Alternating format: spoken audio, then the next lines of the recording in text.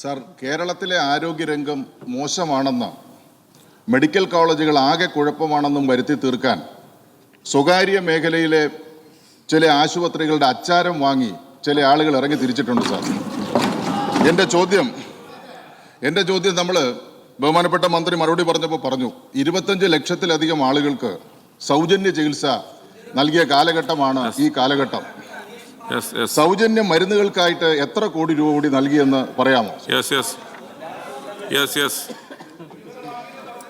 Sir, 25 ലക്ഷത്തിൽ 17,000 രോഗികൾക്കാണ് സൗജന്യ ചികിത്സ നൽകിയിട്ടുള്ളത്.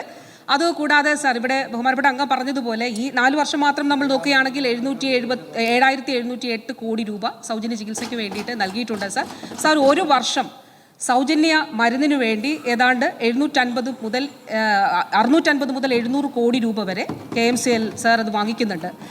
ഒരു ഉദാഹരണം പറയട്ടെ സാർ, എങ്ങനെയാണ് ഈ മാറ്റം വരുന്നത് എന്നുള്ളത്. ഇപ്പോൾ ഒരു ഡയാലിസിസിന് സർക്കാർ സംവിധാനത്തിന് പുറത്ത് ചെയ്യുകയാണെങ്കിൽ സാർ 1,500 മുതൽ 2,000 രൂപ വരെയാകും.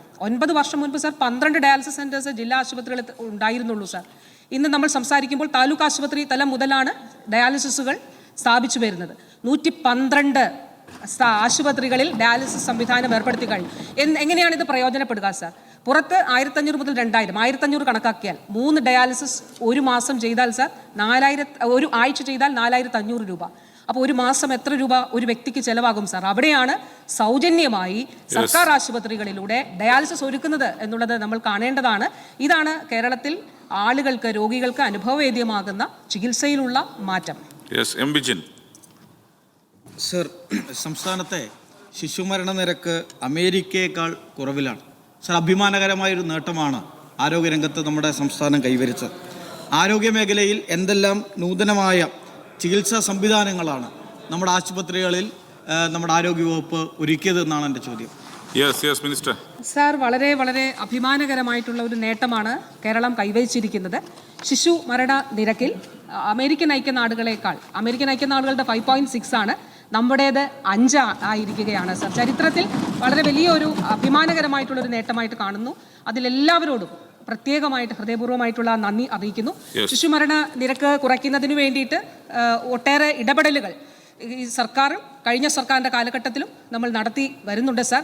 സാർ, കുഞ്ഞുങ്ങളെ ഇല്ലാതെയാക്കുകയല്ല സാർ, കുഞ്ഞുങ്ങളെ സംരക്ഷിക്കുകയാണ് സാർ ചെയ്യുന്നത്. കുഞ്ഞുങ്ങളെ ചേർത്ത് പിടിക്കുകയാണ് ചെയ്യുന്നത് സാർ. ഗർഭാവസ്ഥയിലുള്ള ശിശു മുതൽ സാർ, ഒരമ്മയുടെ ഉദരത്തിൽ കുഞ്ഞ് ഉരുവാകുന്നത് മുതൽ സാർ, ആദ്യത്തെ 1000 ദിവസം പ്രത്യേക പരിപാടി സംസ്ഥാന സർക്കാരിനുണ്ട് സാർ. അമ്മയുടെ ഉദരത്തിലുള്ള കുഞ്ഞ് മുതൽ കുഞ്ഞ് 2 വയസ്സാകുന്നത് വരെ സാർ. അതിനുശേഷം 3 വയസ്സ് മുതൽ കുഞ്ഞ് അങ്കണവാടിയിലേക്ക് എത്തപ്പെടുന്നുണ്ട് സാർ, പോഷകാഹാരം നൽകി സാർ. അതുകൊണ്ട് തന്നെ ശിശുക്കൾ ഇപ്പം ഹൃദ്യമാകട്ടെ, അത് ജനിതക ഹൃദയ വൈകല്യമാണ് സാർ. അതുപോലെ കെയർ സാർ, അപൂർവ രോഗങ്ങൾ. ഇപ്പോൾ ഈ അടുത്ത് സംഭവിച്ച ഒരു കാര്യം കൂടെ പറയട്ടെ സാർ. നമ്മൾ ഫീറ്റൽ മെഡിസിൻ ഡിപ്പാർട്ട്മെൻറ്റ് ആരംഭിച്ചു. SITയിലാണ് സാർ. എന്താണ് അതിൻ്റെ ഗുണം?